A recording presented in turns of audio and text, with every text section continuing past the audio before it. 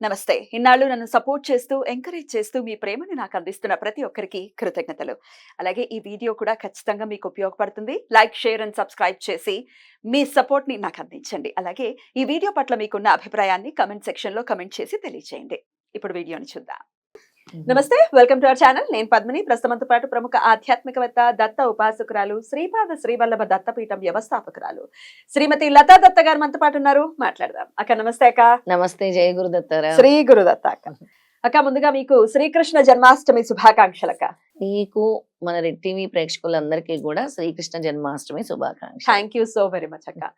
Krishnashtami last year చాలా చాలా అద్భుతంగా మన పీఠానికి నేను కూడా రావడం జరిగింది. సువాసిని పూజ కూడా చేశారు. అప్పుడు నేను కడుపుతో కూడా ఉన్నాను. అవును, అలాంటి బాలకృష్ణుడినే ఇచ్చాడు స్వామి. అవును. ఆ రోజు వచ్చి అక్కడ పూజించుకున్నావు, చక్కగా సువాసినిగా కూర్చున్నావు కాబట్టి అలాంటి బాలకృష్ణుడినే ఇచ్చారు. చిన్ని కృష్ణుడిని. చిన్ని కృష్ణుడు సంవత్సరం తిరగకుండా చక్కగా నా చేతిలో ఉన్నాడు. సరే, అయితే కృష్ణాష్టమి పండగ అనేది డెఫినెట్లీ ఇంట్లో చిన్న పిల్లలు ఉన్నారు అని అంటే కనుక ఎంతో వైభవంగా జరుగుతుంది. ఎందుకంటే ప్రతి చిన్ని పిల్లవాడు కృష్ణుడిగా మారిపోతాడు, ఆడపిల్లలు ఉంటే గోపికలుగా మారిపోతారు. చాలా అందమైనటువంటి ఒక ఫెస్టివల్, క్యూట్ గా ఉంటుంది, చాలా క్యూట్ గా ఉంటుంది. పిల్లలు పెద్దగా అయిపోయిన తర్వాత కూడా కృష్ణుడిని తమ పిల్లాడిగా భావించే వాళ్ళు డెఫినెట్ గా విష్ణువుని కొన్ని కోటాను కోట్ల మంది ఉన్నారు. వస్తాడు ఖచ్చితంగా అని చెప్పి చక్కగా అడుగులు వేయటం కానీ, స్వామికి ప్రత్యేకంగా ఆ రోజు వెన్నని సమర్పించడం వాళ్ళకి మనకు అలవాటు అయిపోయినదే మన జీవితంలో భాగం అది. సరే, కృష్ణాష్టమి ఈసారి కొంచెం కన్ఫ్యూజన్ తో వస్తోంది. శుక్రవారమా, శనివారమా, ఆదివారమా అనే కన్ఫ్యూజన్ ఉంది. ఎందుకంటే తిథి నక్షత్రం మ్యాచ్ అవ్వట్లేదు. తిథేమో నిశీధి కాలంలో, శుక్రవారం రాత్రి అష్టమి తిథి నిశీధి కాలంలో ఉంది. ఎందుకంటే నిశీధి కాలంలోనే స్వామి ఆవిర్భవించారు కాబట్టి. సరే, ఇక మన శ్రీపాద శ్రీవల్లభ దత్తపీఠంలో ఏం జరగబోతుంది అష్టమికి? అందున ఇది శ్రావణ బహుళ అష్టమి కాబట్టి అష్టమికి చాలా విశేషంగా మీరు దత్తుడికి సంబంధించినటువంటి క్రతువులు అనేకం చేయిస్తూ ఉంటారు కాబట్టి మరి ఈ కృష్ణాష్టమికి ఏం జరగబోతుంది మన పీఠంలో? చాలా చక్కగా అడిగేవరా. ముందుగా చిన్నపిల్లలందరి కోసం ముద్దుగా లిటిల్ రాధాకృష్ణ కాంపిటీషన్ పెడదాం అనుకుంటున్నాను. చక్కగా తయారు చేసి తీసుకురమ్మని పీఠానికి. నేను కూడా పార్టిసిపేట్ తప్పకుండా అందరినీ ముద్దుగా తయారు చేసి లిటిల్ కృష్ణ వాళ్ళతో పాటు లిటిల్ రాధా కాంపిటీషన్. గిఫ్ట్లు ఏమైనా ఉంటాయి? తప్పకుండా. మరి పిల్లలు ఏడవరా గిఫ్ట్లు ఇవ్వకపోతే? వాళ్ళకి ఖచ్చితంగా గిఫ్ట్లు ఇవ్వాలి అనుకుంటున్నాను. అందగా ముద్దుగా తయారు చేసి. కాంపిటీషన్ రూల్స్ ఏం లేదు, ఫ్యాన్సీ డ్రెస్ ముద్దుగా తయారయ్యి స్వామి దగ్గర కూర్చొని కృష్ణుడు పాట ఒకటి పెడితే ఎవరి ఎక్స్ప్రెషన్స్ వాళ్ళని మనం క్యాప్చర్ చేసుకోవచ్చు ముద్దుగా. అలా చక్కగా కొంచెం వెన్న పెట్టి వాళ్ళకి అలా అని అనుకుంటున్నాను అన్నమాట కాంపిటీషన్. అలాగే కృష్ణాష్టమి రోజు అనగాష్టమి చేయమని స్వామి చెప్పారు. ముఖ్యమైన అష్టమిలు ఏవి అని అంటే అనగాష్టమి వ్రతంలో కూడా చెప్పింది ఏమిటి అంటే కృష్ణాష్టమి రోజు గాని మార్గశిరాష్టమి, ఈ రెండు ఇంపార్టెంట్. మన కోరికలన్నీ తీరటానికి ఆ రోజు విశేషంగా అనగాష్టమి వ్రతం జరిపించుకోవాలన్నమాట. ఆ రోజు నల్ల ఉసిరిక చెట్టుని తులసి చెట్టుని పూజించినా కూడా విశేషమైన ఫలితాలు అని చెప్పారు. అందుకే మనం అనగాష్టమి వ్రతము తులసిని అలాగే నల్ల ఉసిరిక చెట్టు అంటారు. కృష్ణ అమలక వృక్షం అంటారు. దాని పేరే కృష్ణ అమలక వృక్షము. ఒకసారి బ్రహ్మదేవుడు అవిద్య గావిస్తాడు. గావించినప్పుడు ఆయన వెళ్ళినప్పుడు అక్కడ విష్ణుమూర్తి కనబడరు. విష్ణుమూర్తి లక్ష్మీ అమ్మవారు కనబడరు. అప్పుడు రేణుకామాత చెప్తారు, వాళ్ళు ఇప్పుడు దత్తాత్రేయ స్వామి అనఘాలక్ష్మిగా సహయాద్రి పర్వతాల్లో కొలువై ఉన్నారు అని. అప్పుడు అక్కడ ఉసిరి చెట్టు కనబడితే ఆ కృష్ణ అమలక వృక్షాన్ని తీసుకొచ్చి దాన్ని నాటుతారు. దాన్ని అమలకాశ్రమం అని కూడా మనం అంటాం అనమాట. ఇప్పుడు కూడా ఉంటుంది, అమలక ఆశ్రమం అని ఉంటుంది. అందుకే ఈ వ్రతాన్ని విశేషంగా ఉసిరి చెట్టు కింద జరుపుకోవాలి అని చెప్తారు. విశేషమైన ఫలదాయకము అని. ఉసిరి అయితే తులసి రెండింటిని పెట్టి చేయిస్తారా ఇప్పుడు? ఉసిరి చెట్టు ముఖ్యంగా. తులసి దగ్గర కూడా మనము పూజించుకుంటే చాలా విశేషంగా ఉంటుంది. ఇంకా ఎటువంటి నైవేద్యాలు పెట్టినా అందులో తులసి ఆకు వేసి పెడితేనే కృష్ణుడు చాలా సంతృష్టి చెందుతాడు. మనం ప్రసాదాలు పెట్టినప్పుడు తులసి ఆకు ఖచ్చితంగా వేయాలి ఆ రోజు. విశేషంగా చాలా మందికి తెలియదు కదా, వేయరు చాలా మంది. ఆ రోజు తులసి ఆకు పెడితే ఇంకా మంచిదన్నమాట.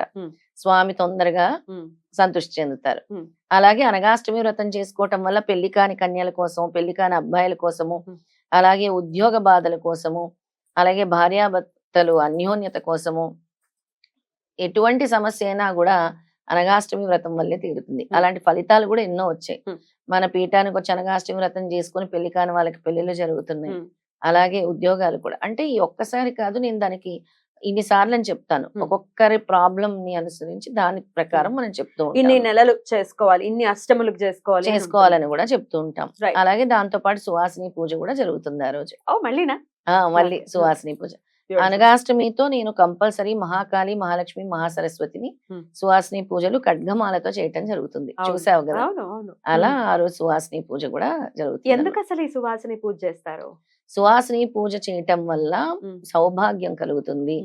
అలాగే తీవ్రమైన ఆరోగ్య సమస్యలు ఉంటూ ఉంటాయి చాలా మందికి. వచ్చి మా వారికి బాలేదు ఇలాంటివి కూడా. అంటే వాటి నుంచి ఆ గండాల్ని తప్పించేది కూడా సువాసిని పూజ. జన్మ జన్మల నుంచి పాపాలను తొలగించేది కూడా సువాసిని. సౌభాగ్యం కోసం కూడా సువాసిని పూజ చేస్తారు. అష్టైశ్వర్యాల కోసం కూడా సువాసిని పూజ చేస్తారు. సో పూజ చేయించుకోవటము చాలా విశేషమే. ఎవరైనా పూజకి ఏమంటే సువాసిని పూజ మీకు చేసుకోవాలనుకుంటున్నాం అంటే వెళ్ళటం కూడా అంతే. చేసిన వాళ్ళకి చేయించుకున్న వాళ్ళకి కూడా సౌభాగ్యం. అందరికీ సౌభాగ్యమే అన్నమాట.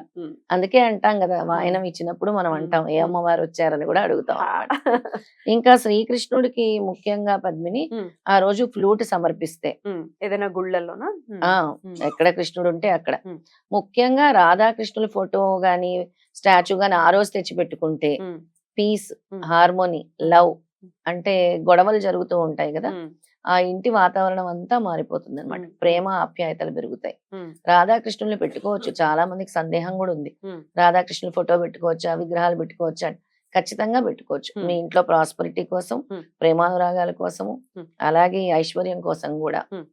ముఖ్యంగా కృష్ణాష్టమి చేయటం వల్ల శనిగ్రహ బాధలు ఉండేవాళ్ళు కృష్ణారాధన చేయాలి ఆ రోజు. రాత్రి ఎప్పుడైతే వస్తుందో నిషిద్ధ కాలం, ఆ సమయంలో కూర్చొని కృష్ణాష్టకం గాని, కృష్ణ మంత్రం గాని జపించుకోవాలి. ఏ మంత్రం జపించుకోమంటారు మరి? కృష్ణాష్టకం గాని, కృష్ణ మంత్రం గాని నేను ఇస్తాను. చెప్తారా? ఓం నమో భగవతే వాసుదేవాయకి మించింది లేదు పద్మిని.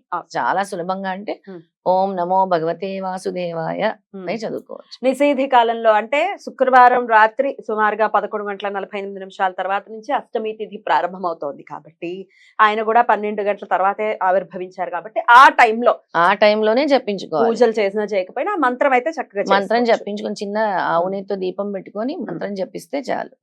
తర్వాత చాలా మందికి బ్యాడ్ లక్ అంటారు. ఫ్లూట్ నిండా షుగర్, పంచదార నింపి మీ ఇంటి ఆవరణలో ఎక్కడైనా పూలకుండి ఉన్నా అందులో పాతి పెట్టేయండి. ఓకే, ఎలా మళ్ళీ చెప్పండి? ఫ్లూట్ తీసుకొని, ఉంటాయి కదా హోల్స్, అవి ఉంటాయి. కొంచెం పంచదార నింపి దాన్ని ఆ మొక్కలో నాటేసేయండి. నింపేయాలి, లోపలికి పెట్టేయాలి. అయితే చిన్న ఫ్లూట్ తీసుకుంటే దాని వల్ల రావుకేతు సమస్యలు తగ్గుతాయి. అలాగే నెమల పింఛం తీసుకొచ్చి పెట్టుకోండి ఆ రోజు మీ ఇంట్లో. దాని వల్ల కూడా నెగిటివిటీ, రావుకేతు బాధలు తొలగిపోతాయి. బ్యూటిఫుల్. చాలా అద్భుతంగా తెలియజేశారు. అయితే పీఠంలో అనఘాష్టమి వ్రతం కూడా జరుగుతుంది కాబట్టి రావాలి అనుకున్న వాళ్ళు కాంటాక్ట్ చేయొచ్చు. ముందుగానే రిజిస్టర్ చేసుకోవాలి. ఎందుకంటే మనం వాళ్ళకి అన్ని కూడా పూజా ద్రవ్యాలు సమకూరుస్తాము, అన్ని కూడా ముందే రిజిస్టర్ చేసుకోవాలి. లత గారి నంబర్ కి కాల్ చేయండి మరిన్ని వివరాల కోసం. రైట్ అక్క, చాలా బ్యూటిఫుల్ గా ఎక్స్ప్లెయిన్ చేశారు. ఆ రోజు చక్కగా